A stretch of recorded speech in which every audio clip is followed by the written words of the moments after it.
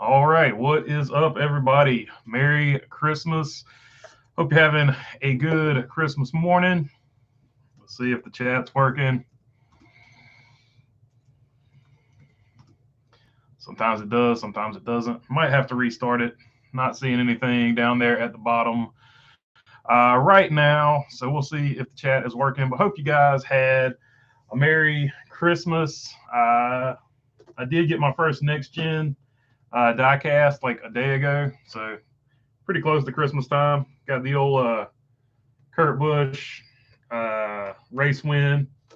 Might be possibly his last race win. Although there was some talk from 2311 that if Kurt Busch wants to come back and run like a part-time schedule, if he's able to, and they can get the sponsors lined up and agreed to do it, then they will definitely do that. So we might not have seen the end of Kurt Busch. So they are trying to line up something on like a part-time schedule, sort of like how Trackhouse does their Project 91 car. Also, Haley Deegan said, aside from just running the truck series, she is also going to be open to running some Xfinity races. And SS Greenlight gets rid of one of their full-time drivers. Can't remember which one they got rid of off the top of my head. But it was weird that those two things lined up because the SS Greenlight Haley Deegan rumors probably, in my opinion, should be cranked up just a little bit, because if she's going to run some part-time races, I would look over there at SS Greenlight because she ran over there previously as well. I think there are several drivers that ran over there as a part-time schedule. So yeah, I would look over there for them for those part-time races as well. Philip Canavan saying Merry Christmas. What's up, Philip? Bumblebee, what's up? TJ Moorshed, Merry Christmas. John Lewis, only got a few. Merry Christmas to all.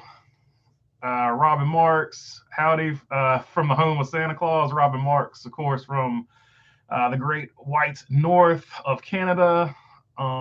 Merry Christmas to everyone, says Bumblebee. Let's see. John Lewis, I can't help but think they kicked Kurt to kick Kurt with pay to the curb, says John Lewis. So that is something I see like very often in the comments. A lot of people think that they just wanted to get off of Kurt Busch because they wanted to bring somebody else in. For whatever reason, they as soon as he got hurt or whatever, they felt like they wanted to bring a new driver in, and they just used that as their opportunity. I don't know. I don't know. Kurt Busch was still doing well. He was still winning races. He was in the playoffs. He was probably going to make a decent playoff run, in my opinion. So I don't think they would have just kicked him to the curb or anything like that. But I do see a lot of people saying it. So, you never know. You never know in a situation like that. But definitely, hopefully, he can get some. He can get like a few farewell races or whatever, maybe a partial schedule going this season if he's open to it. If he's healed up enough to do it, I think that would be really, really cool. And hopefully, we get to see him do that. BJ Morgan says Merry Christmas. Bumblebee says, I got the number 35 Quincy's Alan Kawicki rookie model car, level 3, to put together. That's cool, man. I used to love like some of those back there. Some of those back there are actually model cars that I put together. They're not beautiful, so I'm not going to like pick them up and show them to you. But I put them together when I was a little kid. They were some of my favorite things to do back in the day, was put together those model cars. It was really just fun. And as a kid, putting the car together, you see all the little parts and pieces, and you start to figure out how cars work and stuff like that. So I was always a big fan of putting model cars together. I hated painting them. Painting them was probably the prep work. The prep work was the hardest part, but when you actually got to the point where you were gluing the stuff together and things like that, it was actually pretty much fun. But that Quincy's car, that was man, that's one of the best cars ever. That brown and yellow and white. That thing was right, man. And I don't know if any of you guys ever ate at Quincy's, but they had some really, really good yeast rolls back in the day. They had like a honey glaze or something they put on them. Those things were good. Let's see, 1986 edition. So yeah, that car was awesome. I think it was a Thunderbird, like the same body style that I think Bill Elliott won the Winston Million in. Was the one I'm remembering, at least in my head. Let's see. I used to love trying to do it, trying to get back into it. Yeah, I've been thinking about doing it too. I forgot. I saw somebody putting one together on some social media site, and I was like, man, it would be really cool to put together a model car. Not that I have time for it or anything like that, but I kind of want to do it. Painting is a pain, but it's worth it. Yeah, yeah. I mean, it really, if you take your time and do the prep work right, those things really come out nice. So, I mean, painting is the biggest pain in the butt part of it, but once you get that done, it's really cool. And the more time you spend on the prep work, the better the overall car is going to look. So, no doubt about it. John Lewis, so will Ford or Toyota field a 24-hour car next year?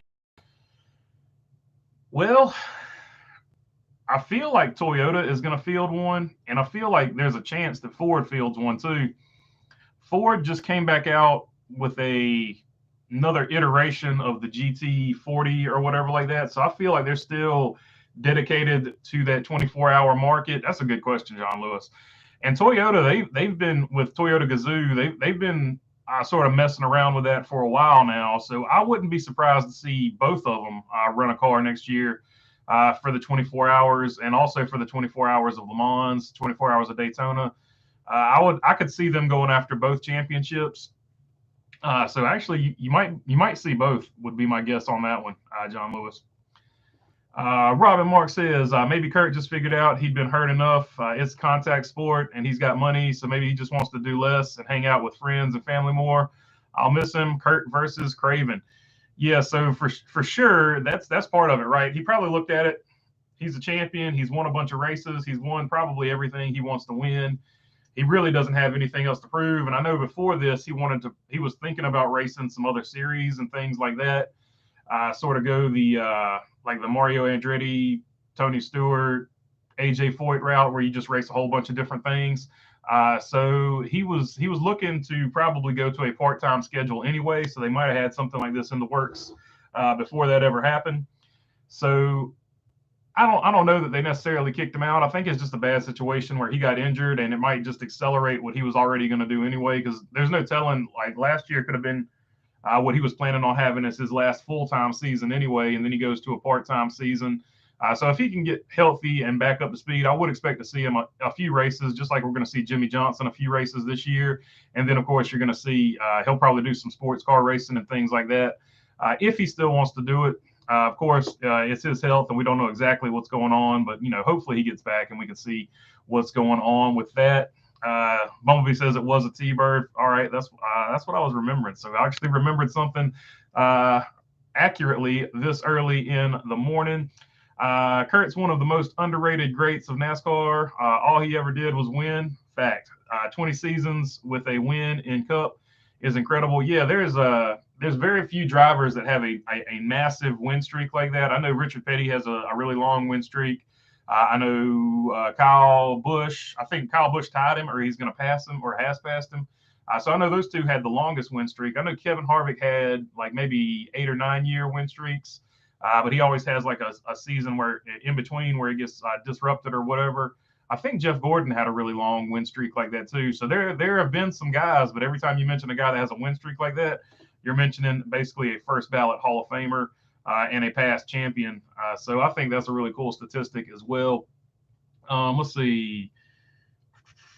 Ricky Rudd had a long one, 17 years. Yeah, that's the one I was trying to think of. Ricky Rudd, not only did Ricky Rudd have a really long like win streak, he also was like the Iron Man, the NASCAR Iron Man. I think he started the most races in a row without missing a race. So Ricky Rudd has, as far as longevity goes, he has a bunch of those statistics on lock. He's another underrated one. Like he's not the first guy you think of, but like that dude was a really really good race car driver. He drove for several different teams, including his own, and the fact that he kept that streak going, moving teams as many times as he did, is also pretty impressive. I would sort of put him on that pedestal with Kurt Busch because no matter where you go, no matter what team you're with, the guy always at least won one race in that particular season or whatever. So I always thought that was a pretty underrated achievement by Ricky Rudd, and definitely an underrated achievement by Kurt Busch. Of course, Kurt Busch's problem is his brother is Kyle Busch, and even before Kyle Busch got the Cup, Kurt Busch said, "If you think I'm good, wait until you see my brother." I remember Dick Berggren talking about that way back in the day before Kyle Busch ever ran a truck race. So That's Kurt's problem. You're always going to bring up Kyle Busch when you talk about him. But Kurt, no slouch in his own right, no doubt about it. Of course, if he could have learned to control his emotions earlier on in his career and could have stayed with some of those top teams longer than he stayed with, he would have so many more wins, in my opinion. But he did his own thing and he kept it going. John Lewis says, "Fuel the Kurt fire. Money for his sponsors is tight. Kurt is in his last year. Denny's in trouble with FedEx. Lots of money. Uh, lots on the money plate lately. Yeah, for sure. This is going to be a season probably where some of the most dominant storylines in NASCAR this year are going to be financial. You're going to have the TV contract that's getting negotiated that the owners alliance or whatever it's called, the race team alliance, they want a piece of that. So you're going to have that financial situation getting talked about a whole lot this season. You're also going to see a whole lot of sponsor stuff. The main one, of course, is going to be Denny Hamlin and FedEx. What happens with that particular deal? But that would not be the only sponsorship deal that, we're probably going to see other stuff where sponsors sort of, if things don't pick up economy-wise, some sponsors might pull out. I know last year we saw a bunch of those, like the crypto was doing super good for a long time, right? And then the crypto bubble popped or whatever. And Voyager, who was sponsoring Landon Castle, they had already prepaid for the season. But if they hadn't prepaid for the season, Landon Castle would have not had a sponsor like halfway through the season because, they ran out of money. There's all kinds of stuff like that goes on. And I would expect to see more of it this year. People are not going to, there's going to be some tight times. People aren't going to hit their projections and stuff like that. And there's probably going to be a lot of sponsor talk. So I think this year coming up, there's a chance. Obviously, I don't have a crystal ball. I can't see into the future. If I did, I would be more well off financially than I am. But, there is a good chance that this year we're going to see some sponsors that get pulled away because, they didn't hit their projections and they didn't have money to advertise in Cup like they had been. So it's going to be an interesting story to watch. And of course, the FedEx and the TV negotiation of the contract is going to be interesting to watch. And at the end of next season, it's going to be interesting if the Race Team Alliance actually puts on those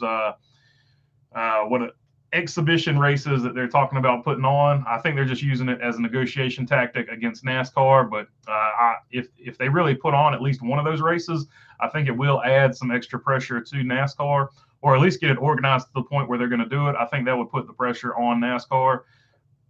And also just, selfishly, I hope they put it on because that's one extra race in the off season that we get to see as opposed to just sitting here, not seeing races. So that'll be cool to basically keep an eye on. BJ Morgan says Rusty Wallace comes to mind also when I think of lengthy win streaks for seasons. Yeah, Rusty Wallace is another one.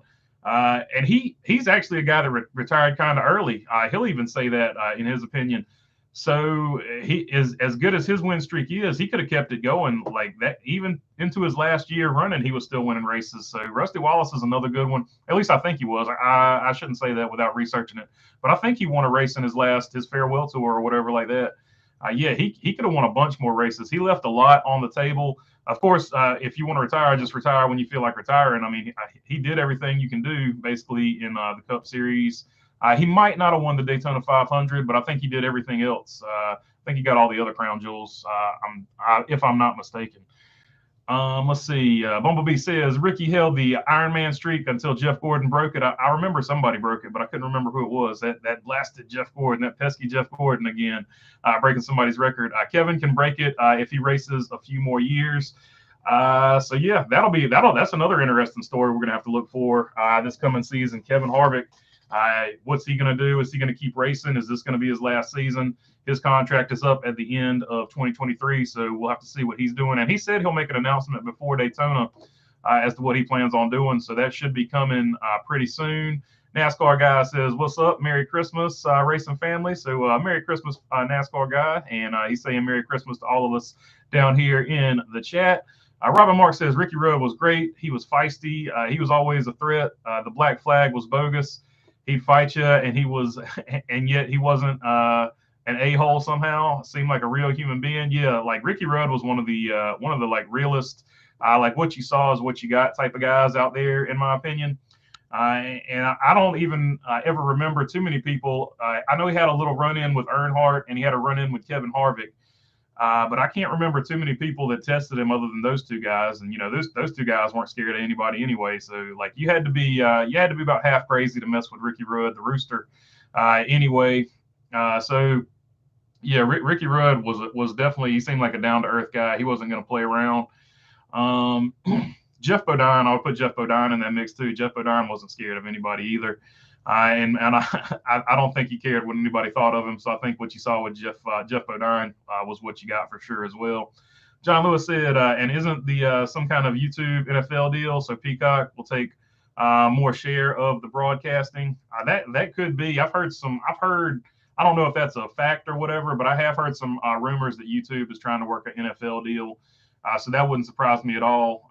And like that guy predicted or whatever on the Sports Business Journal, he's predicting that Fox and NBC will retain the NASCAR coverage. So I know a lot of people have been talking about ESPN because they got the SRX, and I still think ESPN is in play. I think ESPN is using the SRX series as sort of a litmus test to see what they can do with a different motorsport that is similar to NASCAR, and if NASCAR is worth the investment to them. So I don't think ESPN's out of the running for it yet. But like I said, the guy for the Sports Business Journal who has more connections and he's more in the know than I would be, he's predicting that Fox and NBC come back with their NASCAR coverage. He's also predicting it's going to be a terrible year financially for sports. So that's another interesting thing to throw in there. When the contract gets renegotiated and the teams want a bigger slice of it, the slice they're getting might not be as big as they're hoping for because they might not get the same contract that they had, in my opinion. So that's just going to be all of that is going to be interesting to watch. And we'll definitely talk about it throughout the year. I'm pretty sure there's no doubt about that in my mind. Robin Mark says FedEx is hurting big. Yeah, that's for sure. The economy is tanking. BlackRock said the market will crash. NASCAR is going to have some real problems with sponsors, etc. Yeah, so if you don't know who BlackRock is, if you've got a 401k, it's either BlackRock or I forgot what the other one is. But they pretty much control it and run those. If you got any type of 401k, that's one of the companies that runs it. So they're super deep in market analytics and stuff like that. They know their stuff is I guess what I'm trying to say.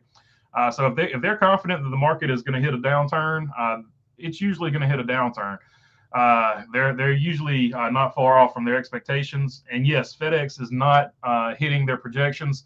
I want to be very clear about that. FedEx is still making money. They're just not making as much money as they have been projecting themselves to make, which can put you in a bind because you project how much money you're going to make, and then you've got your spending sort of dialed out as to what you're going to spend. And then if you miss those projections, you got to cut that spending, and that's what FedEx has been doing. They've been aggressively cutting costs to work with the profit that they have been making. And they also said they don't see demand picking up in the future. So they're just basically saying it doesn't look like it's going to get good anytime soon. So yeah, and I think FedEx is not unique in that. I think they're just the one that so far has been the most vocal about it or has been pressed about it the most from the press. So they'll be an interesting one to watch because as goes FedEx, so goes a lot of other companies. So we'll have to take a look at that and see what happens with them.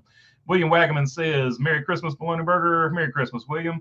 And all you racing people out there, see you next year. What a fun year we're going to have. Yeah, for sure. I think next season is going to be a fun season.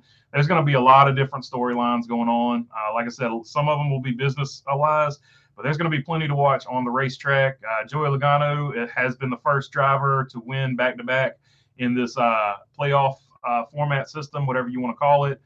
So who's going to be the next guy that can go, not back-to-back, but the first driver to win 2 championships under this system, I should say. Is there another driver that can get 2 championships under this system or whatever? So that'll be something to watch. Can Joey Logano be the guy that gets 3? So a lot of stuff to look at there. We're going to have the Rookie of the Year battle between Noah Gragson and Ty Gibbs. Of course, that's not official yet. NASCAR hasn't said, yes, they're both rookies.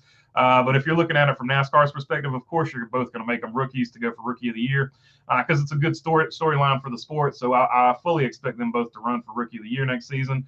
And that'll be a good one. And I think it's going to be a closer battle than people think because I think that Petty GMS equipment is further along than a lot of people sort of give it credit for. But, they'll just be something to watch. Mark Langer says, Merry Christmas from the land of the frozen chosen. So there you go. Everybody's frozen and chosen here. Like even the South right now is absolutely freezing. Yeah, so I don't know.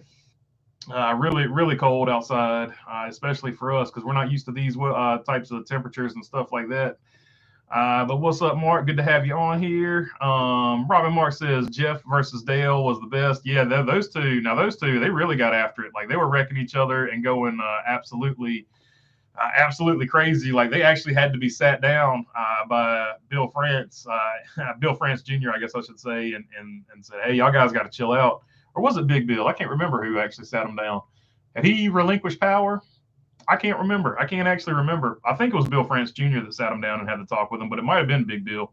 But yeah, anyway, yeah, that was one of the greatest rivalries of all time because neither one of them would back down and they were just tearing up equipment left and right.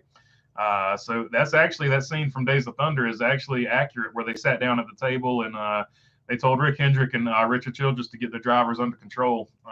That scene's actually accurate. Now the scene on the beach where they're racing and they're late to the meeting, that's actually Willie T. Ribbs and Wally Dallenbach when they used to race in the Trans Am series. That's actually where that part of the movie scene came from. As well. I know Rick Hendrick was like, I don't ever remember any of our drivers doing that. That's because it was actually from the Trans Am series. That's where that particular story came from. So they obviously talked to somebody over there at Roush when they were making that movie, and that's where that part of the story came from as to why they were the drivers were late for that part of the meeting. Mark Langer says, remember that with places like Amazon all doing all their own deliveries. Yeah, so that's another thing. FedEx has sort of been cut out of that market. FedEx is sort of more set up for freight anyway, but they're losing out a good chunk of the home delivery service because Amazon is expanding and doing their own thing. UPS looks like they're still doing pretty good. I still see a bunch of UPS trucks and LaserShip seems to be like the Uber of delivery services.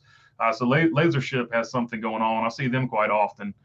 Usually, a lot of times, if I order something from NASCAR.com, it's usually sent with LaserShip to the area I get it delivered to. So those are the main players in that. So it's going to be interesting to watch. There's going to be a lot of stuff going down. I think this year financially, it's going to be something else to watch.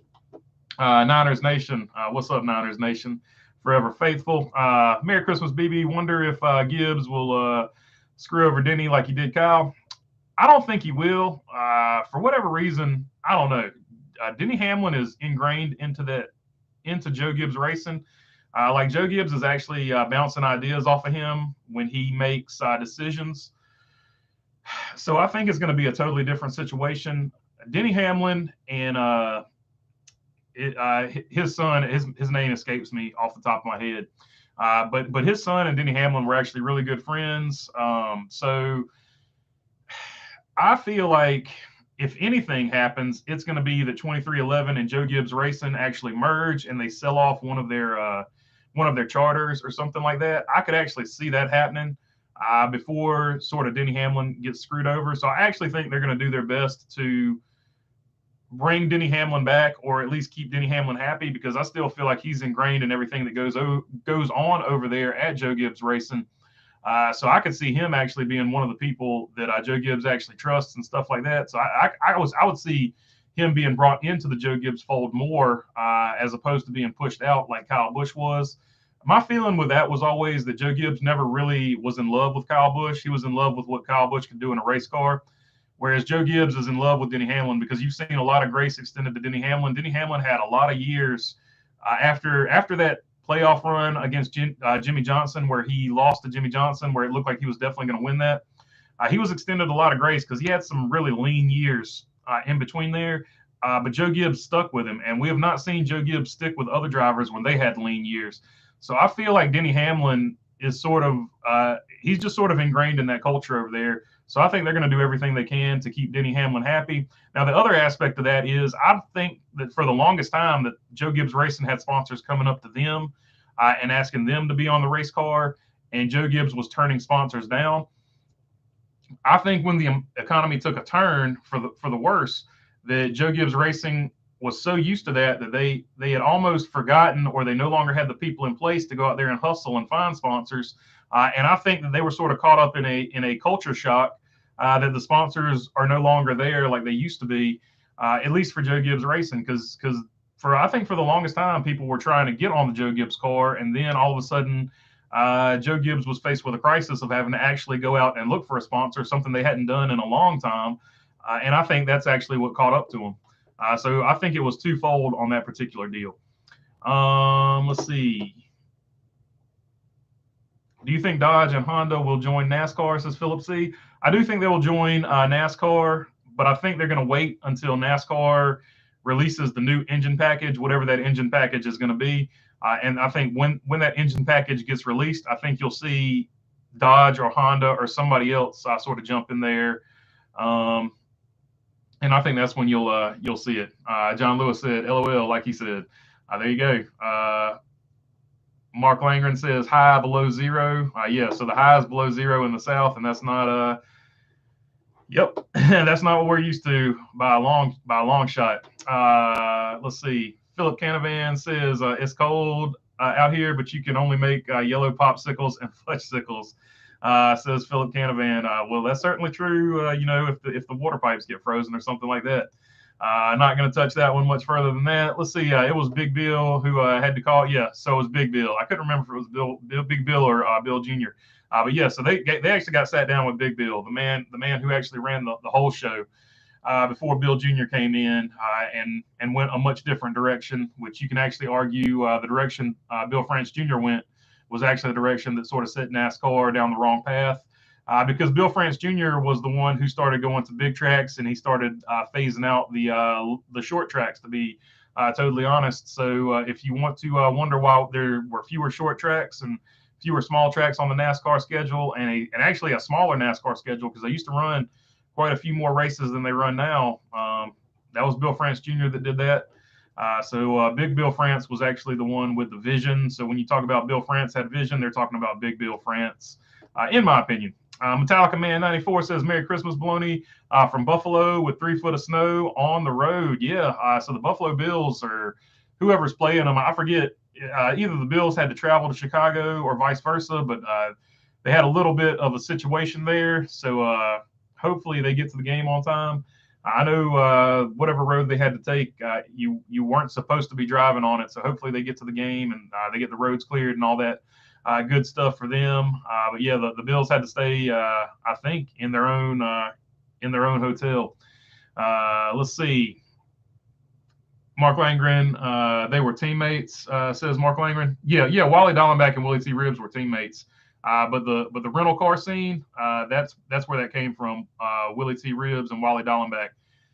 The rental car scene of that's where that came from. Not the actual, they got sat down and talked to by anybody, but they had to show up somewhere in a rental car, and they were, even though they were teammates, they were racing each other for the championship, and they both decided they weren't going to ride in a rental car with each other, so they rented 2 rental cars, and they raced down the highway to wherever they were headed to for that press appearance or whatever. That part of Days of Thunder is actually about Willie T. Ribbs and Wally Dallenbach racing each other in rental cars.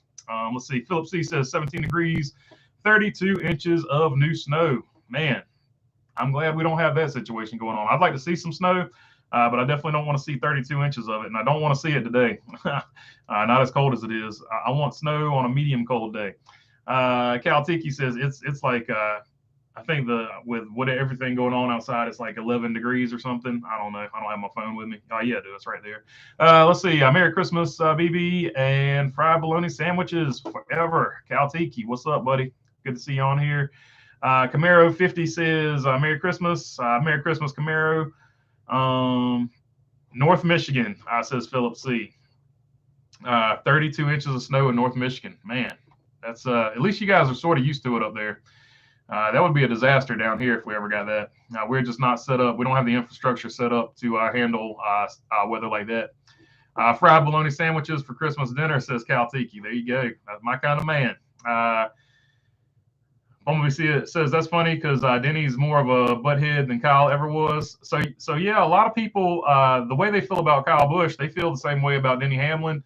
Denny Hamlin, I think, has I don't know. I feel like Kyle Busch gets booed harder than Denny Hamlin, so it's hard to say. But they both get booed quite often, at least every time I go listen to driver intros. Woo. Whew. Every time I listen to driver intros, they get booed about the same. But yeah, a lot of people have a low opinion of Denny Hamlin, just like they do of Kyle Busch. So yeah, as far as fans go, but I think Joe Gibbs. I mean, I can't speak for the guy. This is just my hypothesis on it. Just from watching him as a football coach and stuff like that. If he really liked the player, he would stick with him regardless. But if he sort of had a culture clash with a player, he never said it to his face. He stayed with that player as long as that player was productive. But as soon as he got a chance to get off that player, or if he thought that player wasn't producing anymore, he would get rid of him. And that's sort of how I saw the situation go over there with Kyle Busch. Joe Gibbs is always going to say the right things in public. But I don't think in private he was really a fan of how Kyle Busch acted. And I don't think he wanted him around his grandson. And so when he saw the opportunity to, like, hey, he's not producing like he used to over here, we'll go ahead and let him go, and he can have a year or two. I think in Joe Gibbs' mind, at least this is what he's thinking. He can have a year or two where he's really good somewhere else, but we'll just build for the future over here. So he got off of him. Whereas Denny Hamlin, he's friends of the family. A lot of people don't know Denny Hamlin used to live right beside Joe Gibbs back in the day. They might still live beside each other if I'm not mistaken, but I think Denny has moved away. But yeah, Denny Hamlin used to live right beside Joe Gibbs. They're super tight, so I think it's not going to be a similar situation to Kyle Busch. I think he's going to go all out to keep Denny Hamlin involved, and Denny Hamlin's already involved in a lot of the decision-making processes over there. So it's just going to be an interesting dynamic. Now, they might end up the same way, but I think a different level of effort is going to be put into it. And that's just my opinion. That's just my thoughts on it. Let's see. What you think about Hailie Deegan's new team, says Philip C. I think she is definitely in a much better situation. I think nothing against, what are they, Tricon now? Whatever they're called now, David Gilliland Racing, nothing against them, but I feel like Thor Sport is head and shoulders above them. So she's definitely in much better equipment. She's in a much better situation. She's got Ben Rhodes, former crew chief, so she's got a quality crew chief. So this is going to be the year she has to get results. It's put up or shut up this year, and I think she will. I think people will be pleasantly surprised. I think when you saw her getting that Xfinity car in her first Xfinity Series race and finished 13th, you see the talent is still there. She just hasn't had the results. For whatever reason, it wasn't clicking over there at DGR. And we've seen this with other drivers. Like Joey Logano was a two-time champion. For whatever reason, it just wasn't clicking for Joey Logano at Joe Gibbs Racing, right? He goes over to Penske, and all of a sudden, he's much better than he was over there with Joe Gibbs Racing. You could see something very similar with Hailie Deegan. Now, of course, if she goes over to Thor Sport and she can't get anything done, she'll probably keep racing for a few more years, but it's going to be really hard for her to come back. But I think she's got the talent, and I think you will see her improve her finishes quite a bit next season, and I think she'll be okay. So I think she's in a good situation, and you're going to get some results, no doubt about it. Mark Langer says, Bikini is in, make or break year with first-class equipment. EB. I mean, she does what she's got to do to get sponsors, and she doesn't do it. I've seen a lot worse pictures of people advertising underwear. She gets whatever the underwear brand she's got. She gets a lot of slack for that because she's advertising underwear or whatever. But I've seen a lot worse pictures of people advertising underwear. So I mean, it is what it is. It's a sponsor, and they're paying her money. So I'm not going to sit there and hate on that. She's doing what she's got to do to get sponsors because the sport is driven by sponsors. She's one of the few drivers that has plenty of them. So I'm not going to hate on that. But she definitely has to get results this year in that Thor Sport 13. I like the fact that she's running the 13 too. I always thought that was a cool number to run because everybody's like, oh, it's bad luck. So if she goes with a bad luck number, I hope she runs a green 13 and gets like a top 5 in it or something. Because I don't believe in luck and all that stuff. Robin Marks says, "Go Bills!" I live on the Canadian side of the border. He's part of the Robin Marks, part of the Bills Mafia, Canadian side of the border near Buffalo. So you can't imagine the lake effect snow. Buffalo is so sad. They lost all their factories. They call it the Rust Belt now, I think, and lost the Super Bowl over and over. Yep, the old Buffalo Bills. So I'm a 49ers fan, but I became a Buffalo Bills fan.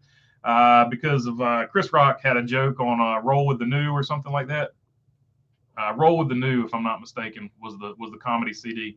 But he had a Buffalo Bills joke, so I became a Buffalo Bills fan. I'm not going to go too much into it. You either know what I'm talking about here or you don't. But Buffalo became my secondary team. So 49ers and the Buffalo Bills are my secondary team. So as long as they're not playing the 49ers, I do pull for the Bills. Let's see. Speedway Anywhere says, good Christmas morning. I've lived all my 51 years in Minnesota. And trust me, you never get used to it. I don't doubt it, man. Because, it's I walked out there yesterday. I was helping some people do some things. And, God, I mean, it was just raw. Like, the wind just cuts through you. I can get used to the cold weather, but when the wind's whipping like it is, there is no amount of clothing on this earth you can put on that will block all of that wind from getting into every corner. And when that wind hits you, like, it doesn't matter how many times, it's just freezing cold, and there's nothing you can do about it. Just stay inside and be warm. That's what you do on days like that. And definitely Minnesota gets more of them than we get. So you get more used to it, but I think you're right. I don't think I would ever get fully used to it. Bumblebee says, put that White Claw down. You can't consume all day if you don't start in the morning. That would be my counter to that. Let's see. Mark Langren says Denny's attitude may keep him from the Hall of Fame. So more or less that does play into it. I think Denny will get into the Hall of Fame without a problem. My thoughts on Denny Hamlin would be, is Denny Hamlin going to be a first ballot Hall of Famer, or is he going to be like second ballot Hall of Fame or something like that? That's going to be interesting to watch.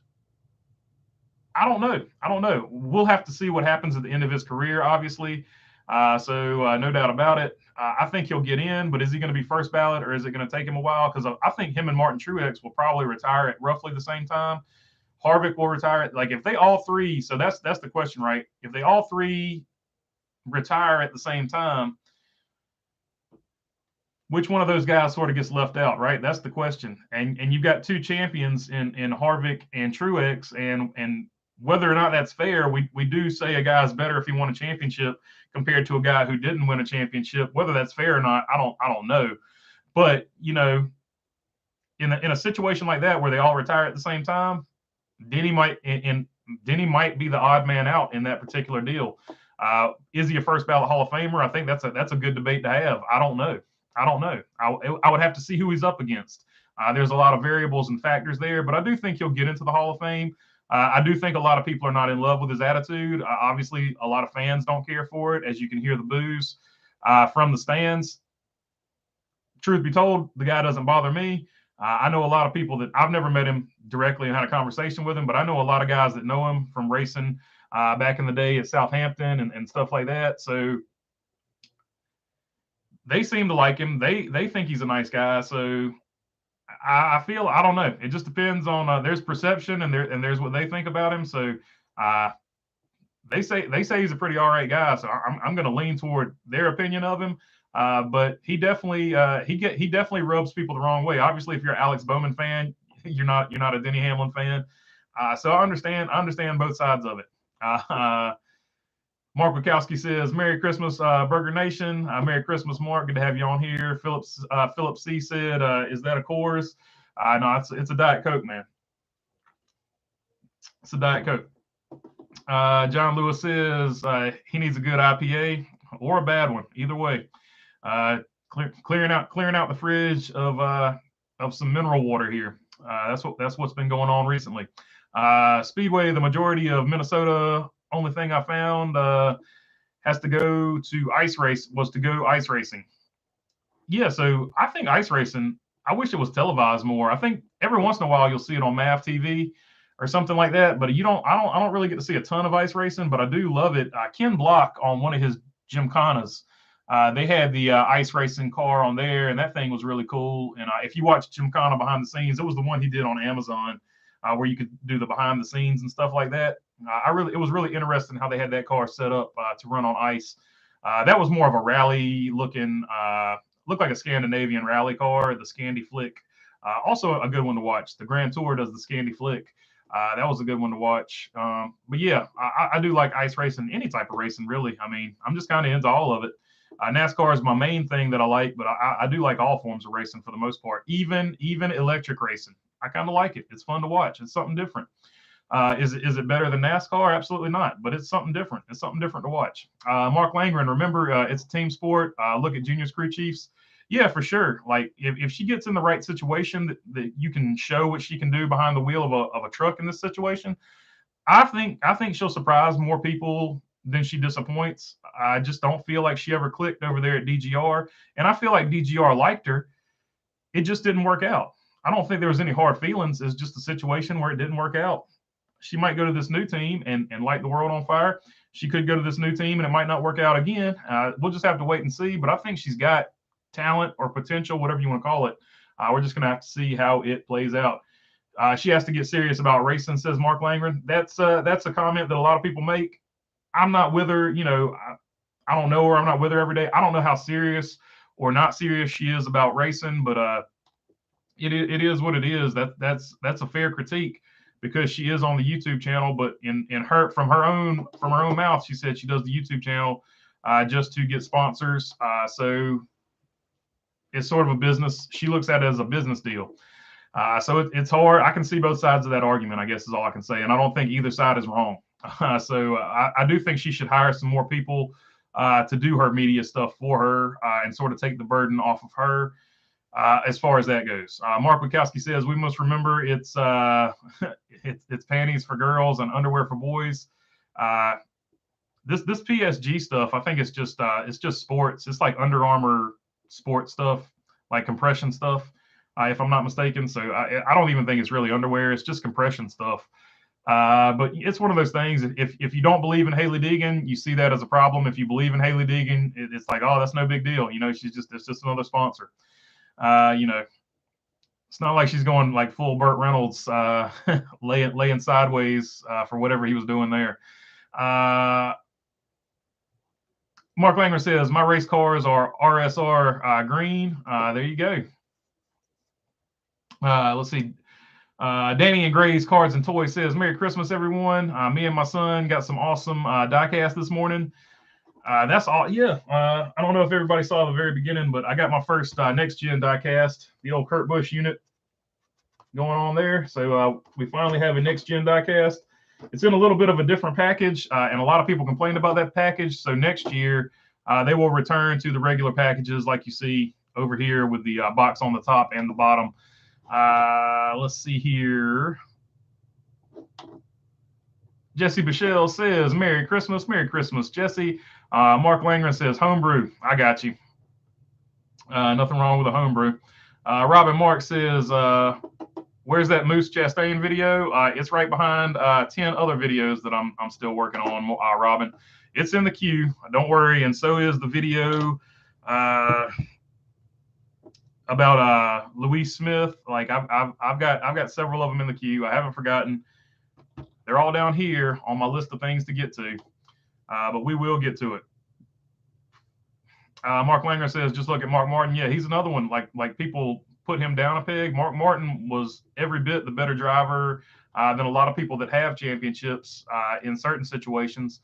But he gets looked at as a lesser driver because he doesn't have a championship by some people, not by this guy. I think Mark Martin's one of the best that ever did it. I still consider him a champion, whether he won a NASCAR championship or not. He won an IROC championship, so he is a champion. But Mark Martin, just as good a racer as you're going to find out there. But some people downgrade him because he doesn't have that championship. So that's part of the game. That's how some people judge things. Denny is a great race car driver. Personality, not so much. But as for doing his job, he should be in the Hall of Fame. Yeah, I agree with that. Like his personality, you can either take it or leave it. But I think as far as talent goes, he's definitely got to be up there. Philip C says, Merry Christmas, bologna, fried egg, and bologna on toast for breakfast. There you go. That's the breakfast of champions, Philip C. That's a good way to have your bologna, too. Some people throw a slice of cheese on it. Some people don't. But I do a little hot sauce with mine if I go that route. And I can leave or take the cheese. I don't have to have it or not have it. Robin Mark says, bad luck, Martin. Yeah, Mark Martin had quite a bit of bad luck. The one in, what was it, 89 or 90 against Dale Earnhardt. He had the penalty which cost him 50 points, and he lost the championship by, I think, a little bit less than 50 points. So a lot of people argue he should have had that championship. I'm not getting into the politics of that one. You either thought he should have it, or you either pulled for Mark Martin or you pulled for Dale Earnhardt. So I'm not getting into that one. Obviously, we know who I was pulling for. I was a Mark Martin fan too, but Earnhardt was my guy for sure. Philip C., any new or independent teams this season? I don't know that we have a new team. I know that apparently New York Racing is going under, so the 44 will be available. But New York Racing is going under. They sold all of their stuff. Who do they sell their stuff to? The German team or whatever that wants to come over and race, or the Austrian team. I can't remember exactly. But they sold all of their stuff to them, the 3CF or the 3HF. I can't remember exactly the name of their team either. But New York Racing sold all their stuff to them, and apparently the guy that was doing all the stuff for New York Racing is on the run. That's the scuttlebutt. I haven't read necessarily anything official, but that is the scuttlebutt about New York Racing. It is done and over with. But I haven't heard anything about a new team coming up. Got to go. Merry Christmas to all. Says John Lewis. I take that back, Philip C. Nice Motorsports has randomly talked about running some Cup races. So Nice would be a team that hasn't run in Cup that might run some Cup races next season with Carson Hocevar. So you could see possibly Nice Racing doing some Cup Series stuff. So there is possibly one new team. Philip C. says ice fishing. And John Lewis says he's got to go. So drive safe, John Lewis, and I have a Merry Christmas. Let's see. There's a lot of ice racing on Lake Superior. Yeah, for sure. Anywhere where where you get temperatures cold enough that it freezes solid enough that you can have ice racing. Yeah, it's really big in those areas. I think Wisconsin has some good ice racing. I got a friend or two from Wisconsin that talks about they have ice racing up there. So you can definitely find it in the United States for sure. I didn't mean to make it sound like it only happens in the Nordic countries or anything like that. It's definitely something that happens quite often in the States and definitely happens in Canada. No doubt about it. Robin Marks, I'm a green nut, but electric cars won't work. Lots of issues. The real answer is hybrids. A locomotive is a hybrid, a diesel engine with electric generator. The gas issue is about efficiency. Yeah, I'm sort of, unless they can figure out a way to get the charging stations and ways to get enough power to all those charging stations, the electric thing has significant problems. It also has significant problems if those cars wreck. A lot of problems with it, but it is a fun series to watch, in my opinion. So it is what it is. Electric is a snooze fest, and manufacturers are leaving, says Mark Langren. I'm not arguing that it's not. It's just something different to watch. It's not as bad as people make it out to be, but it's definitely, you can only run 20 minutes, right? So if you've got a short attention span, it's perfect for you. I would have to see what it's doing with the younger market too. It doesn't bother me though, but then again, the first car ever built was an electric car, so I have a bias there. So I kind of want to see them push the technology further than what they're pushing it. I would like to see more innovation. The problem for electric cars for me is they're all the same. Like nobody is pushing the envelope on them. There's no innovation to make them run longer, to sort of have. I would like to see an electric endurance race series, just so we could push the limits on how far they can go at speed. That would be a far more interesting series, because then you would get real life applications that you could take and put on other cars, because range under load is what needs to be fixed on those. So I think that's part of what's missing. And it's not going to ever be for everybody. I'm not trying to be like, hey, you need to go watch electric racing. That's not what I'm saying. But it's one of those things that interests me, because there's potential for it to be good. It's not good right now, though. I would agree with you on that. Haley is a very good driver to do well. Her boyfriend handles a lot of the YouTube filming and editing. Yeah, but I would like to see her get a team, like a full team. She's got enough money; she could get a full team in there. But she's doing better on YouTube than me, so who am I to tell her, how to run that deal? If you watch her YouTube stuff, she races minis on dirt all the time. Yeah, no doubt. I feel like she's dedicated to racing, and I think she does YouTube as a way to draw sponsors in. I'm not the one banging on her for that, but a lot of people do, and that their opinion is definitely valid. Like I can see where they're coming from, but at the same time, I can see where she's coming from. That's what I'm saying. I see both sides of the argument. Merry Christmas to all, says Joseph Mirigliano. Hopefully I said that right. Speedway Anywhere says there are some really cool snow events coming up in Wisconsin. That includes younger members of the Sauter family and many others. So that'll be really cool. Yeah, Wisconsin has a ton of snow racing or ice racing, and that whole the whole Great Lakes area, I feel like, has a good bit of it. Philip C. Coors Light is the Diet Coke of brews. There's no doubt about that. If you need to rehydrate, Coors Light is your beverage of choice. Mark Langer says IRA, which is the main organization for ice racing, doesn't race there anymore. Who's doing it? That's a good question. You'll have to ask somebody from up in that area. I am not up to speed on that particular deal. You're right. The European team, Violence back for Daytona in it. Joseph, it's 3F. I remember it was 3 something. Thanks, Joseph. Yeah, it's 3F. 3F is the team that bought out the assets from New York Racing. What happened to Gaunt Brothers Racing? So he Joseph asked that one as well. They who was the last person to drive for them? Like after Suarez, they went back to part-time, right? And then Richie St. Hilaire's son, he had to stop doing as much racing stuff because his business was taking more of his time. So when his son got pulled away from it, they went to a part-time schedule. And then last year, I don't think we saw him at all. So that's what happened to Gaunt Brothers Racing. I don't think that they have officially given up and gone under. They haven't found a situation that works for them. So I don't know that we'll see them anytime soon in the future, but I also don't think that they've completely quit the sport. I don't think that they have a next-gen car either. So that's part of the problem. BJ Morgan with a super chat. Appreciate it, BJ. Merry Christmas, BB. Going to spend some time with the family. May your channel continue to grow and prosper in 2023. Cheers. Man, I appreciate that, BJ, and I hope your Christmas goes really well, and I hope everything goes good over there. I appreciate the super chat as always, and Merry Christmas to you as well, man. That's awesome. Happy holidays to everybody watching, just in case you haven't heard me say that yet. Do you see JMR leasing a car for a couple of races, says Old Home Guy? I definitely could see that happening for maybe 1 or 2 races. No doubt about it.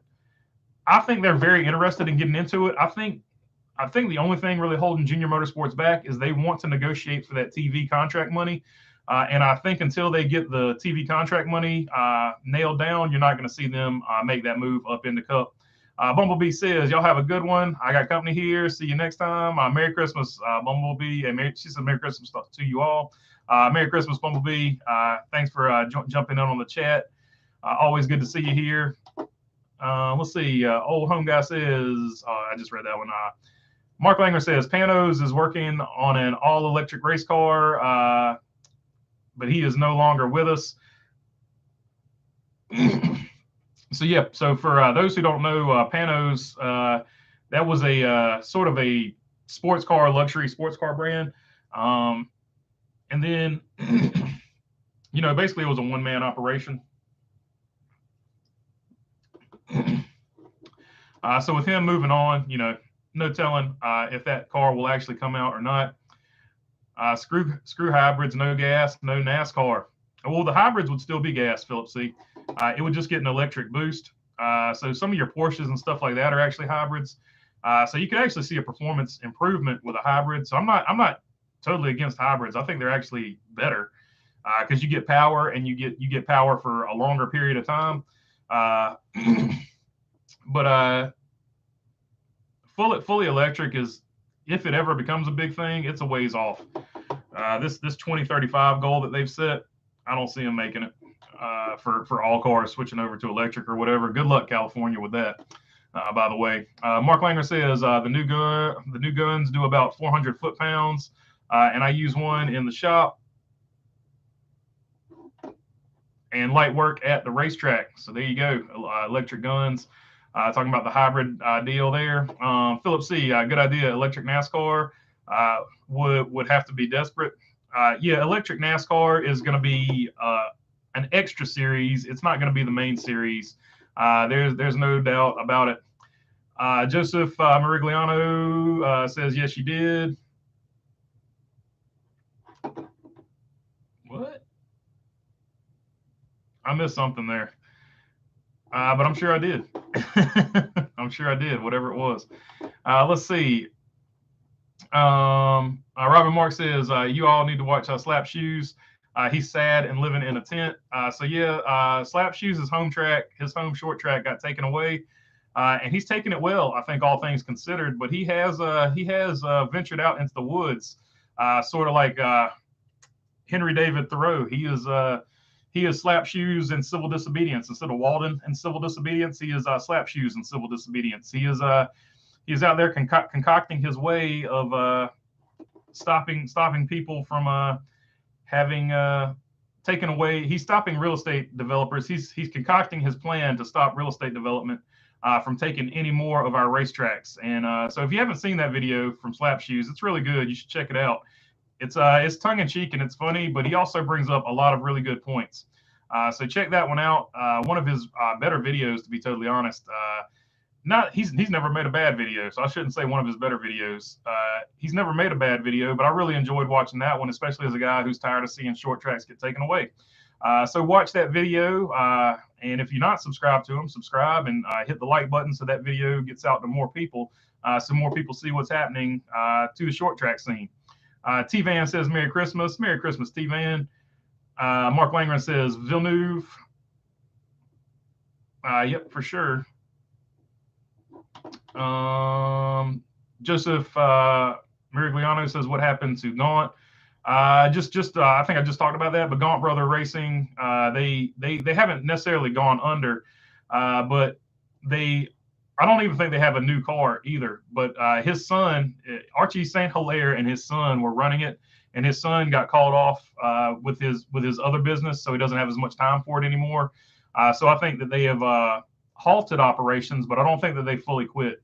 And if you watch the, you have to have the Motor Trend, pay $1 at least for 1 month of Motor Trend on Amazon or wherever you watch Motor Trend, and watch the NASCAR season documentary that they had, and you can watch that, and they talk about it in there somewhere. Joseph says, do you think Nice Motorsports will be successful in the Cup Series?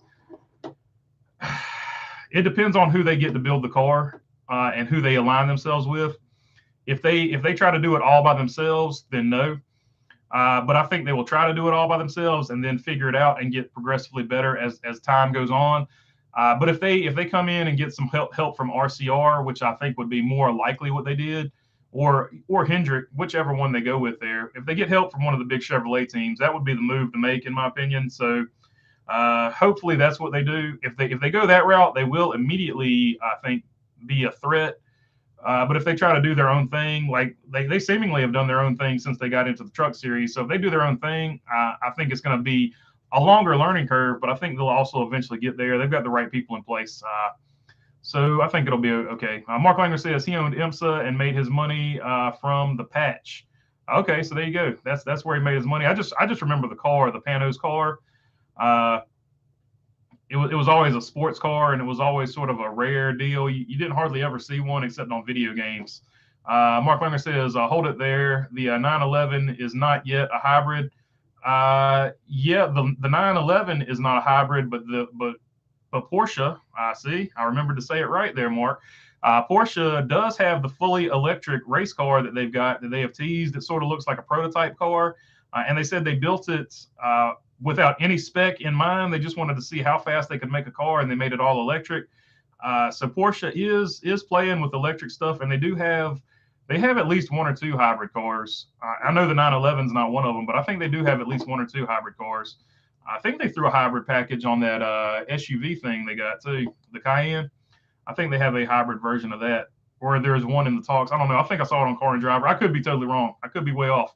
But I do know they're playing with it. Even Ferrari. I mean, even Ferrari has a hybrid now. Like who you never would have thought you would have saw that. But even Ferrari has a hybrid now. Joseph, you answered my last question. Appreciate it, Joseph. But hey, feel free to ask as many times as you need to, because sometimes I do miss them. So if I miss a question, just retype it. It's just because I missed it. It's not because I didn't want to answer it or anything like that. Old Home Guy says, since NASCAR basically owns the rights to the next gen car, what car do you see them racing in their so-called off-season racing thing with the teams are talking about? Well, they do own the next gen car, but all you have to do is throw like a different spoiler or some canards on the side of the nose, and then all of a sudden it's not a next gen car now, is it? Or just put a whole different body on it. Totally different car then, even though the underpinnings will be the exact same. So there's ways around it, and the NASCAR teams think that they have a legal loophole to work around it. So I think in that particular situation, they would just run all teams have a test mule chassis, or at least they did back in the day when they actually did testing. They would take whatever chassis is the heaviest, and by heaviest, that's just the chassis that's got the most races on it. They would take that one and probably run the races like that, and they would have some probably either modified nose or something like that on it. And remember, NASCAR has a new nose coming out, so if these guys run the old nose, technically they're not running the current next-gen car. So I think you could see that be a situation that they took a look at and ran there. Michael Edwards says, Merry Christmas, Burger. Merry Christmas, Michael, and Merry Christmas to everybody watching, just in case you haven't heard me say that already. Joseph Murgalano says, do you think this motorsports will be as successful in the Cup Series or no? That's hard to say. I think Nice will, like I was saying a minute ago, I think they will be successful as long as they hook up with RCR or Hendrick. But Nice has always been very independent and sort of did their own thing, much like ThorSport has. I know ThorSport's not coming to Cup or anything like that, but ThorSport has always been independent and did their own thing. And I think Nice Motorsports is much in that same vein. So when they come to Cup, are they going to continue to be independent, or are they going to get some help or assistance from RCR or Hendrick? That's going to be the big question. Mark Langer says Riverside, Ontario. Okay, I got you. Riverside, Ontario. I was thinking Riverside, California, the racetrack down there. Billy Joe says, Merry Christmas, Double B. Merry Christmas, Billy Joe. Villeneuve and 3F at Daytona, says Mark Langren. Oh, that's going to be awesome. That's going to be awesome, because he was with he was in the 27 last year with the where are they from? Amsterdam, the team from Amsterdam. He was with them last year. So he'll be with 3F at Daytona. So that'll be good. Hopefully they make it. I know they were trying to make a race last year. They didn't get it done. So hopefully they'll make a race this year, and they have better luck than the equipment. The equipment they bought, that 44 car, felt like it always had some type of mechanical issue. So hopefully they get those bugs worked out with the car they got. Merry Christmas, Boss Man, says Greg Hall. Merry Christmas, Greg. Jay Ellis says hybrid is good, electric is bad. Yeah, I would agree with you. The electric cars have a long way to go before they're going to be respectable cars. The exception being Tesla, and that's only because Tesla has that large charging network. All these other cars do not have a charging network as good as Tesla's. Tesla's charging network is faster, and there's more of them, just to be quite honest. Now, I know Volkswagen is working on something, so you could see that down the line. But right now, as it stands right now, electric cars are I sort of look at them as like a luxury item that a lot of people buy. Unless you live like in the city proper, you can get away with doing electric there because you're not going too far or anything like that. It would make financial sense that way. But if you have to, at least if you live out in the country like I live, I don't really see fully electric as anything that would benefit me, because when I need to charge up, I can't, for the things that I typically do, I can't wait 20 and 30 minutes to an hour to be charging up here and there. So yeah, I don't know. I think for a lot of people, the electric stuff doesn't make sense. But if you live in a city, the electric stuff could make sense. But they've got to really work on their charging networks and stuff like that. And I know a lot of people are like, "Oh, just plug it in before you go to sleep at night and stuff like that." A lot of times before I go to sleep at night or when I'm getting home, it's pretty late and it wouldn't have a full cycle. So I could do the only way it could work for me is if I drove electric one day and then the next day I drove whatever my other car would be. It's got some obstacles to overcome, but any new technology is. And I know everybody's excited that I'm talking about electric cars, so we'll move it right along. Mark Langer says the Cayenne, the Macan, and the Panamera all have hybrid versions. I knew it was at least one of them. I didn't know they had three of them, but there you go. They got three going right now. And obviously, I assume that would be rebadged Volkswagen stuff. Are any of those boxer motors with a hybrid, Mark? That's what I'm sort of interested. I'm thinking they stick with the boxer motor, and I want to see how they would attach electric power to that. But I think the ones that they have, I think the ones that are hybrid are not necessarily boxer motors. I think they're sort of Volkswagen sourced, but I could be totally wrong. I'm just trying to remember what I read. Hey, BB, I just wanted to let you know how much I like your channel and wish you a very Merry Christmas. I appreciate it, Tip Jackson. I hope you have a very Merry Christmas too. And I appreciate you joining in and watching with us, man. Let's see. Mark Langren, didn't they limit the number of cars per team? I think you get like 6 chassis, if I'm not mistaken. I think that's the max. And they all have like a serial number on them, so they track them like that. Mark Langren says Riverside and Ontario got tore down. Yeah, they both got tore down for sure. Ontario, Riverside was a great track, no doubt about it. A lot of people remember that, but a lot of people forget how good Ontario was. There's also what was that? What was the track in Canada that was super popular? They had, man, it was like the most modern track of the time, and it only lasted for like a year or two, and then they tore it down. But it was like the best track ever made, and it was in Canada, and they tore it right down.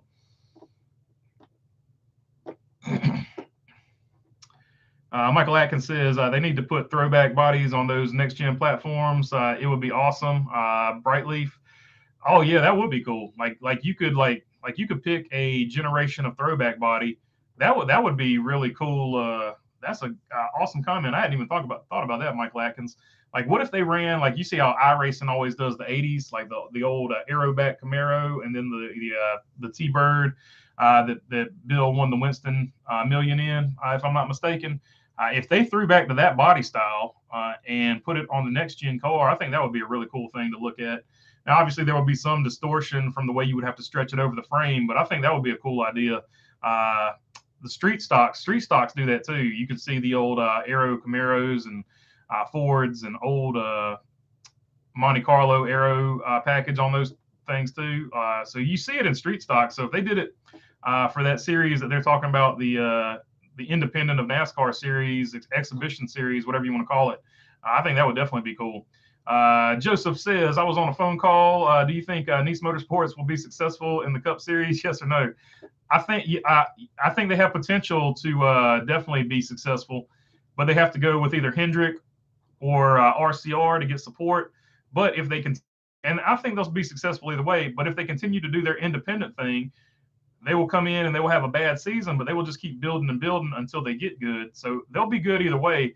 They will be good more quickly if they sort of get with RCR or Hendrick. But if they continue to do their independent thing, like we know they like to do, they will get good, but it'll take them a longer time to get good. Old Home Guy says, you see NASCAR changing their minds and allowing practice before the 125s.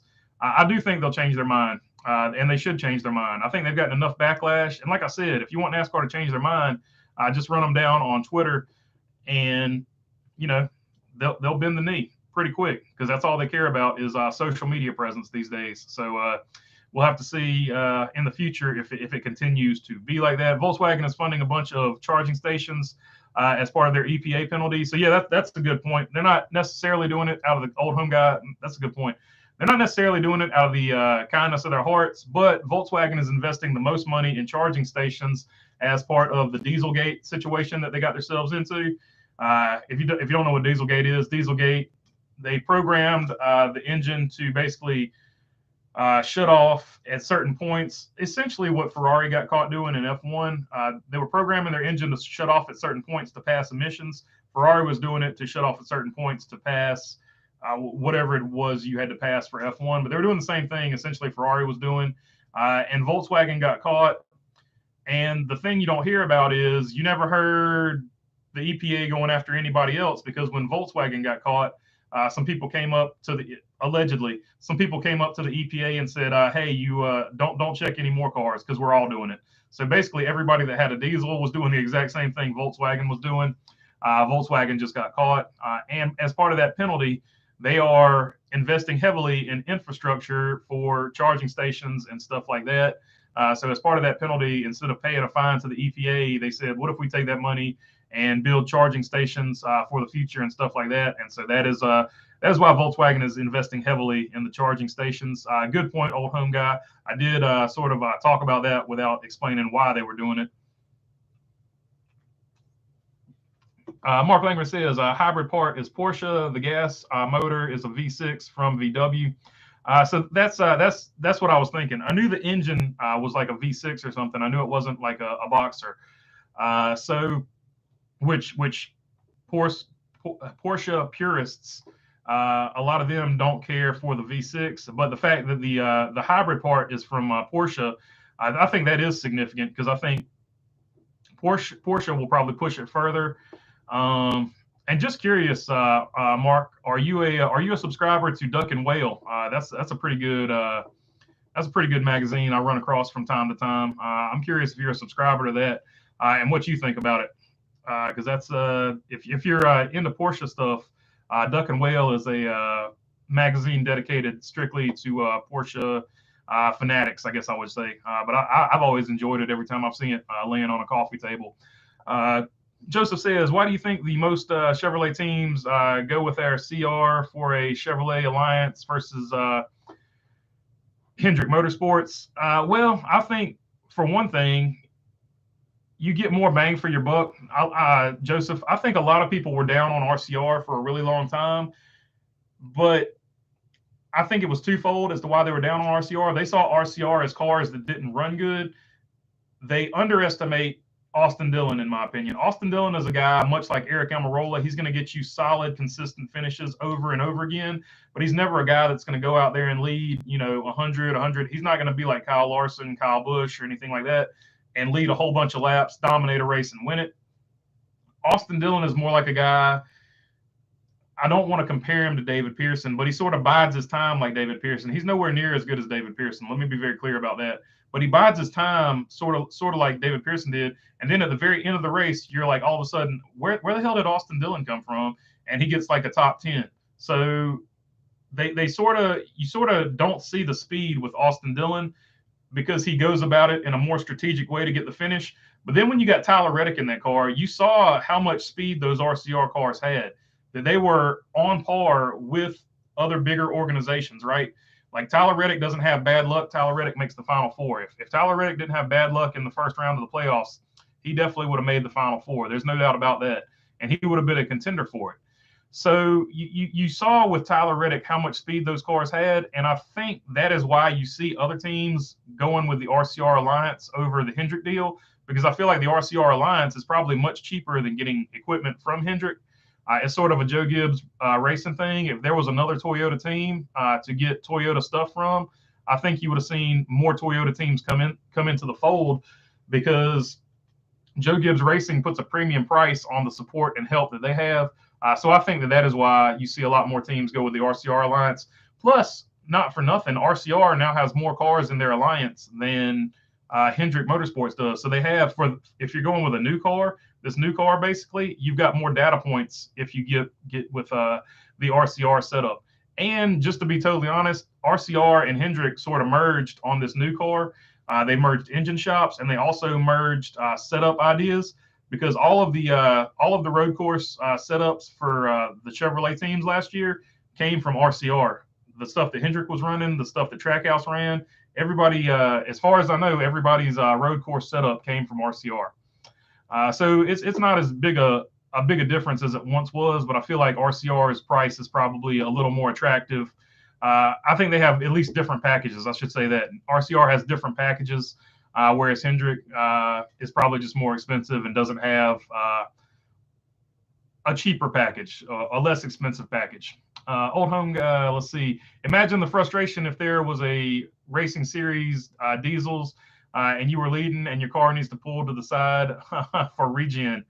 Oh man, the blue decks or whatever like that. That would be something else right there. Old home guy. I think they do have a diesel series. I think they run those big transfer trucks without the obviously without the cargo thing, the cargo trailer. But they do run transfer trucks. I'm pretty sure those are diesel. You see those things racing. I used to see them on Speed Network. I haven't seen them recently. They're probably on MAV TV or something. I'm just missing them. Dodge Ram trucks was next on the chopping block. Says Mark Langren. So yeah, I don't know. I feel like Ram trucks they could get into the sport before Dodge did, even though I know it's like basically the same company. They're different divisions, uh, but I don't know.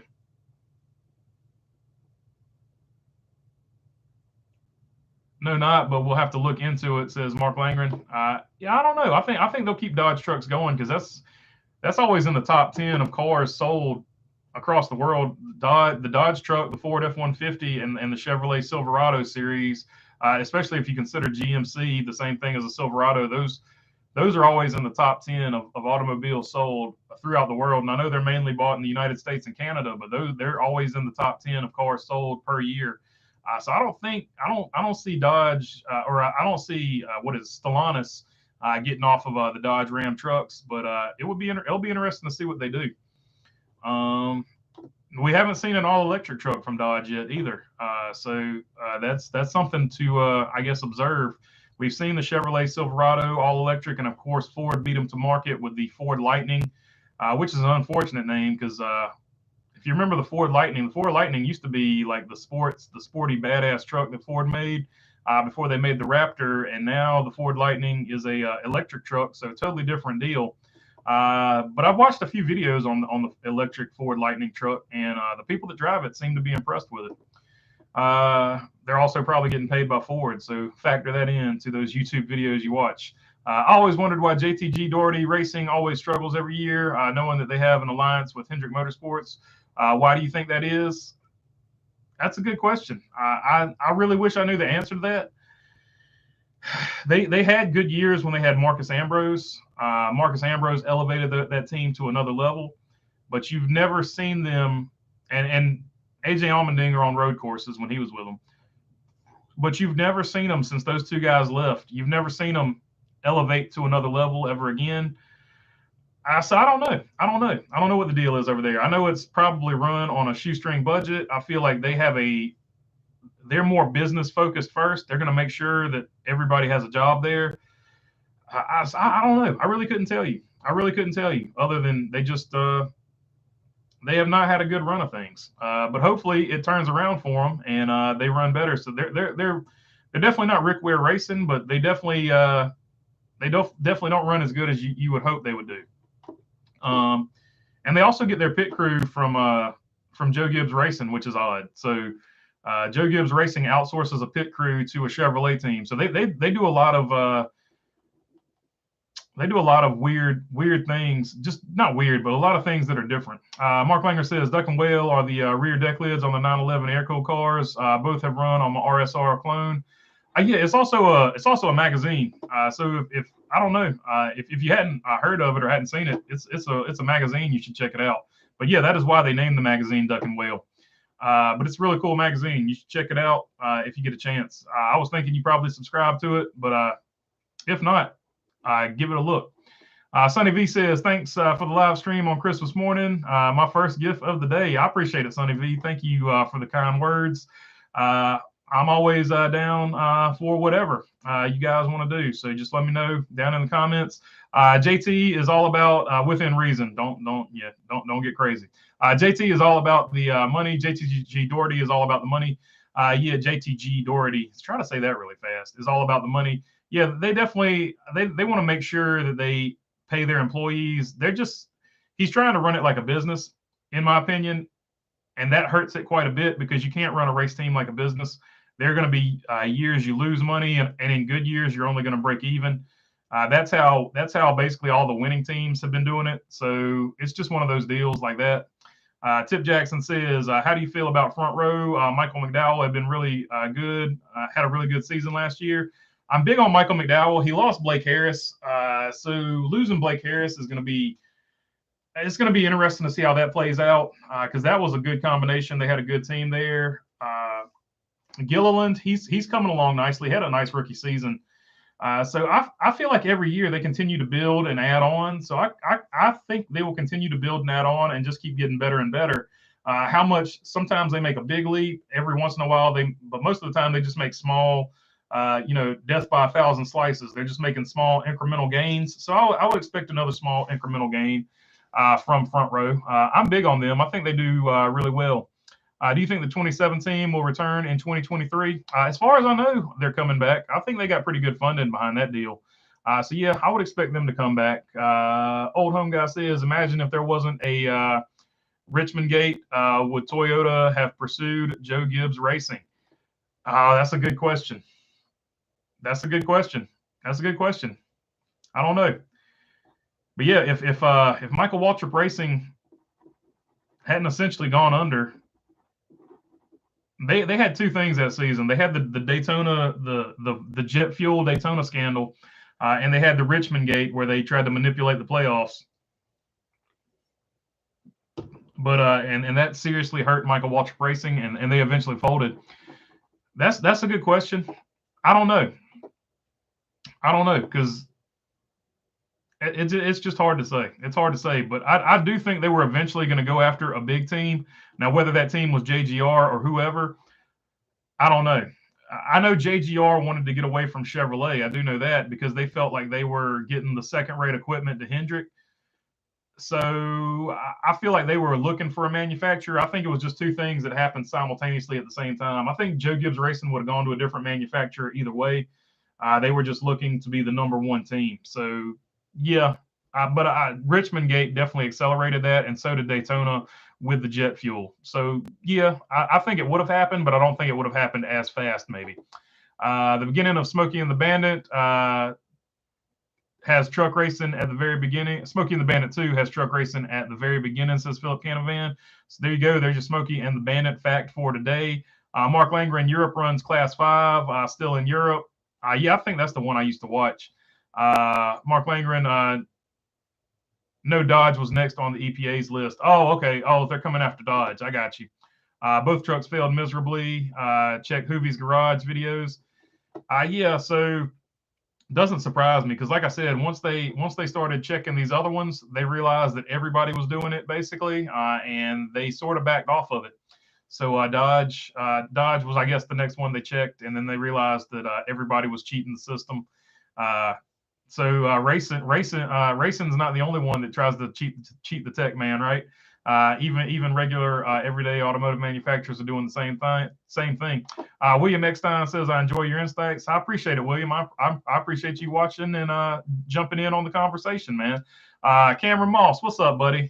Cameron Moss, South Boston Speedway driver.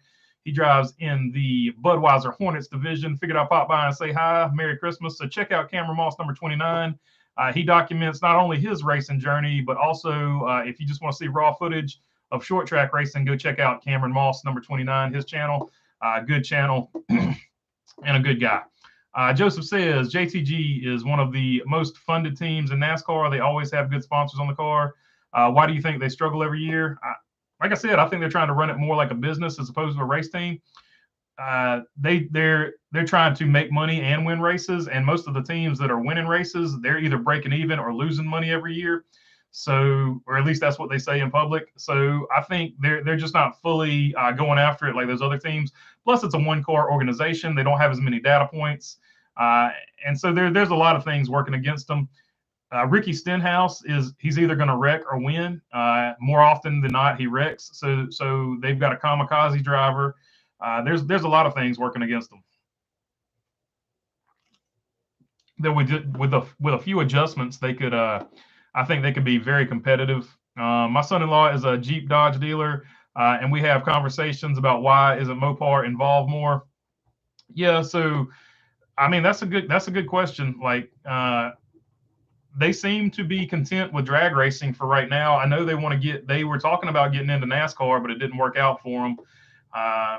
So we'll just have to see what happens. I think if they come to NASCAR, it's still going to be with Stewart-Haas Racing. I think Stewart-Haas sort of cheesed off Ford, in my opinion, when they were talking to Dodge openly, basically. So, or at least it got out. I think that sort of made Ford mad. That's why you saw all these other teams go with the RFK Alliance that were with the Stewart-Haas Alliance. Rick Ware in particular being one of them. So I think Mopar to Stewart-Haas Racing was a thing, and I think Ford found out about it the same way we did through the media, through David Land specifically. And I don't think Ford was happy. Excuse me. I don't think Ford was happy about that. Quiet Cat says, Merry Christmas, Bologna Burger. Merry Christmas, Quiet Cat, and Merry Christmas to anybody who's coming in here late and hasn't heard me say it. What do you think is going to happen with the Tory racing for 2023 season? Also, do you think the 27 will return to the Cup Series in 23? I think the 27 will definitely return, and I think they will return. It won't be with Jacques Villeneuve. It'll be with that guy's son. I can't say his name right anyway, so there's no need for me to even try. But it'll be with his son, and I think he'll continue racing with him. Hattori Racing, I think, will be back, and I think they'll run at least one of their trucks full time, full season. But other than that, I can't extrapolate much in the future for them. Gloctopus, what's up, man? Merry Christmas. The octopus is finally here. A little early. It's definitely very early on the west side, buddy. But I'm going to also start with a morning Christmas Coors. Well, cheers to you, man. Enjoy that Diet Coke, just like I'm enjoying mine. Kelly Combs says, Merry Christmas. I hope you have a wonderful day. Merry Christmas, Kelly Combs. Hope you have a good one as well. Appreciate you joining in. Michael Atkins says, you need to do North Carolina short track history. Look back at the series and ask your subs to contribute their stories, paved and dirt and bright leaf. Yeah, that would be a cool one to do. So we can set up a special live stream just for that. We can set that up next week, most likely. So let me think about that and figure out what's going to be the best day to do that. Gloctopus, cool to see so many new names here, along with some old familiar ones. Yeah, for sure. It's always good to see everybody on here. I love every minute of it. Live streams are one of my favorite parts of this deal. I love talking to you guys directly as much as I can. Both electric trucks failed miserably. Check Hoovie's garage on his YouTube channel. Oh, yeah. So you're talking about the Hummer truck. Yeah. I did see part of that video. Yeah. I'm with you now, Mark Langren. I'm with you. Mopar wanted hybrid. Yeah, so Chevrolet made a hybrid Silverado for a long time.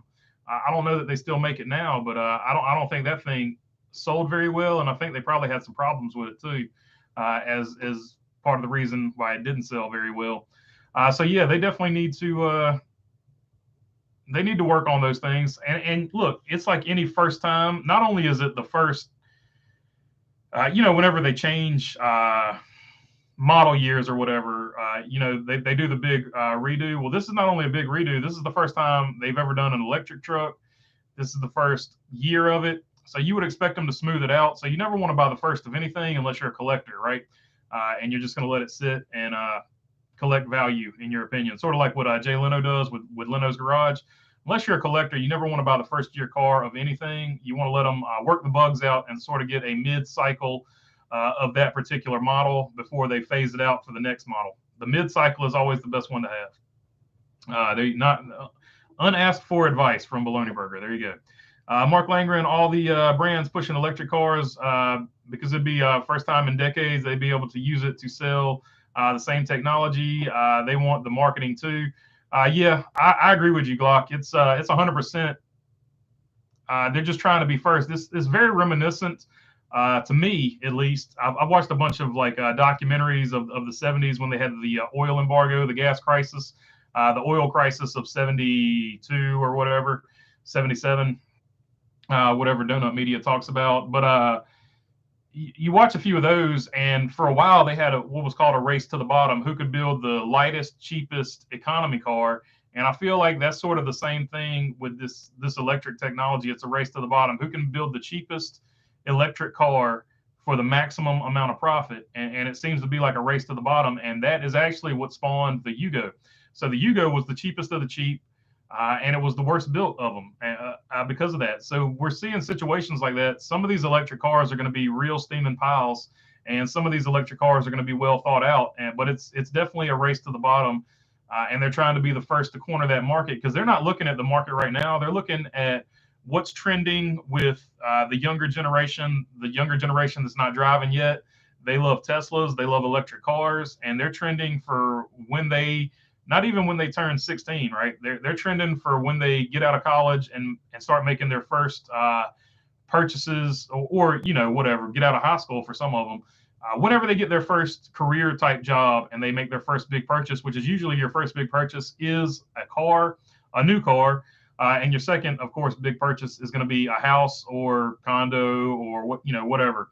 So that's what the electric push is for. It's because they're looking at Gen Y and what they're going to buy when they get their first adult job. We'll put it that way.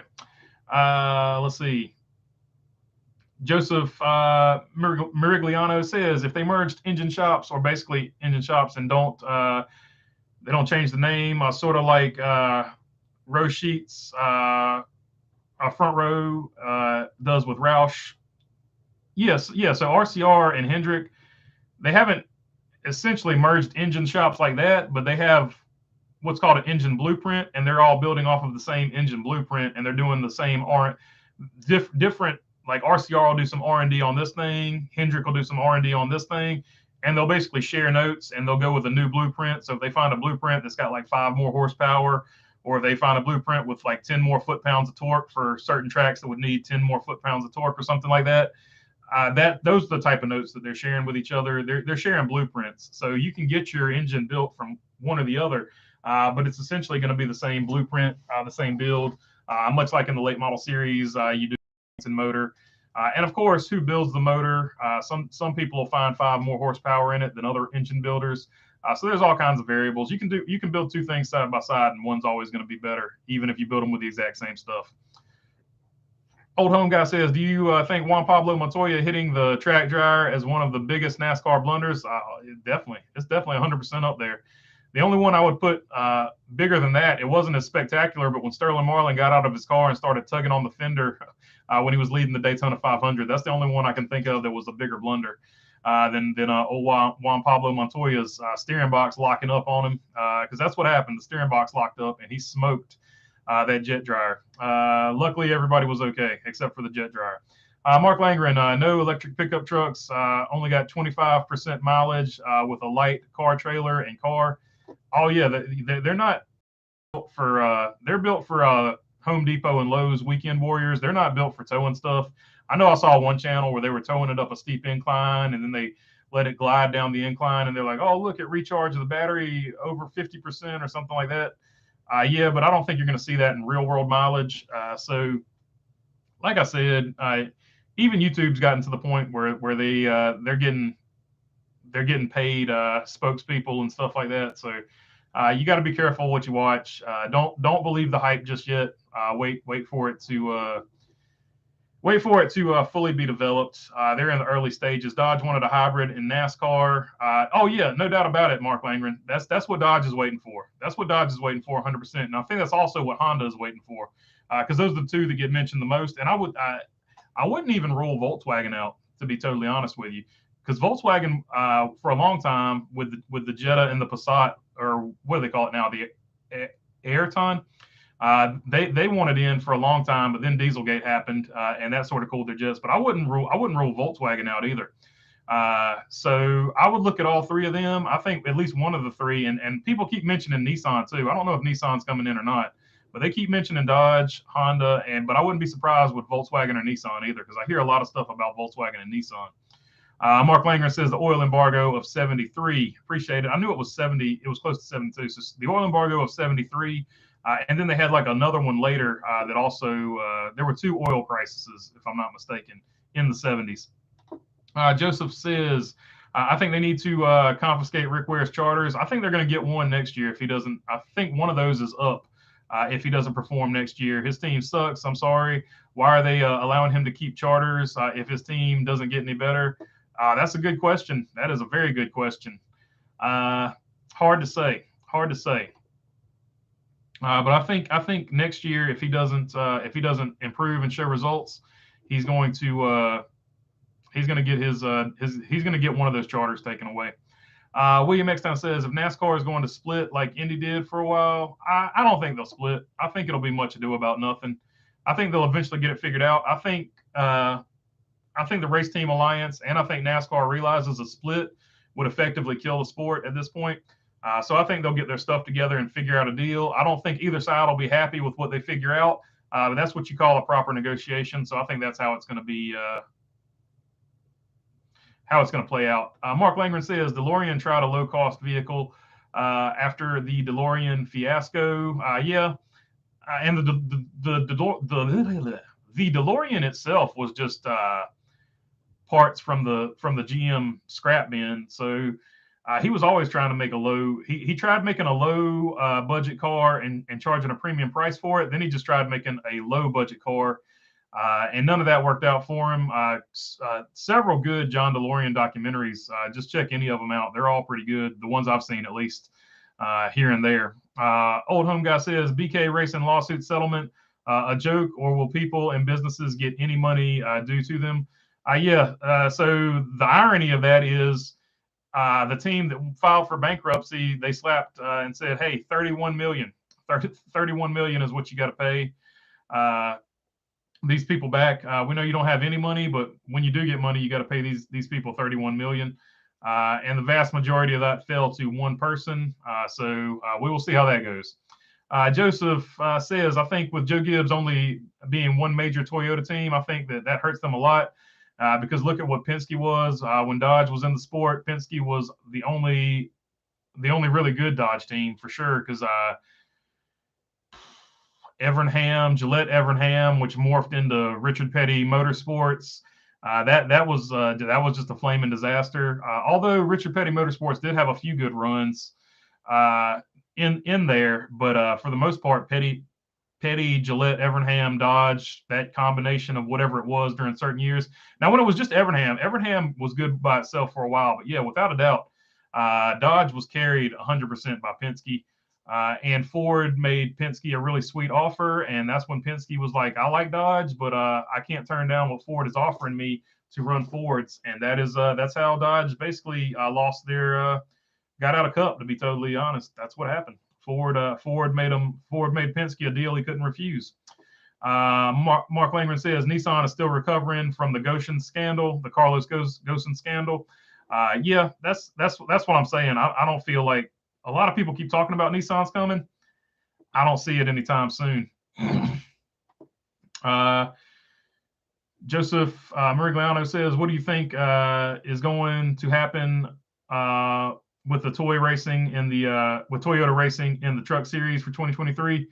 I think they'll be Tricon heavy. I think Tricon will be their premier team. So we'll have to see what happens with that. I think Kyle Busch Motorsports is going to be the team to sort of watch, at least the all-star truck. I know not a lot of people are in love with the other drivers he's got, but I want to see what Kyle Busch Motorsports, the KBM, does because I think they're going to put on more of a show. A lot of people are thinking they're going to have a down year. I think they're going to put on a show because I think he's going to be all in with that Chevrolet stuff. Mark Langren says no Renault and English car parts. Yeah, so I guess it was. You're right. It was Renault and English car chassis, but he used the Iron Duke or something like that. He used the General Motors engine. So yeah, you're right. He stole parts from everywhere, and they were parts that were no good to begin with. To be honest, it was not. He didn't do a good job. He was a con man first. He was a salesman and a con man, and he slapped together a car. He also. I don't know. He slapped together some type of sports car or something too. I vaguely remember watching a Haggerty YouTube video about it or something. He's got some random sports car he slapped together too, if I'm not mistaken. Or I might be thinking about something totally different, but they mentioned his name in that too. Speedway, or at least Renault.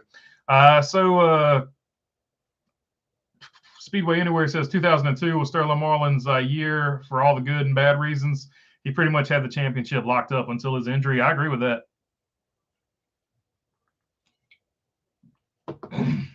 Because even Jamie McMurray subbing for him in Charlotte won a race that year. That was Ganassi's championship year. That was definitely a championship year that they lost. Old Home Guy says, if Carl Long leased a motor that was too big, did NASCAR's penalty against him? Is it justified or more hate against him? I don't think he leased that motor. I think he owned that motor. And the only reason that the motor was too big is because it was worn out. So for the first part of that, the motor was too big. For the second part of that, the penalty was not justified. NASCAR put that big penalty on him to get him out of the sport. And that's why I pull for Carl Long, because not only is he's from the area I'm from too. So that's the other reason I pull for him. But I pull for him because NASCAR wanted to get rid of the smaller teams, the starting parks, whatever you want to call them. And he continued to participate in the sport. And to me, that's always been awesome, because every time I see Carl Long's car out on the track, I feel like that's a middle finger to NASCAR. Like, I'm still here. How about that? So I've always been a big fan of that. It's just how I'm set up in my mind.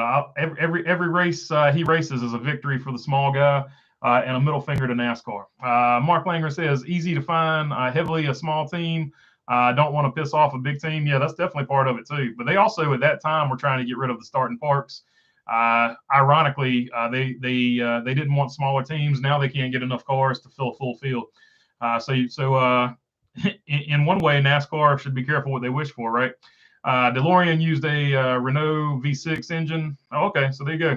Totally wrong. I'll have to look at that again. I thought he used a GM engine.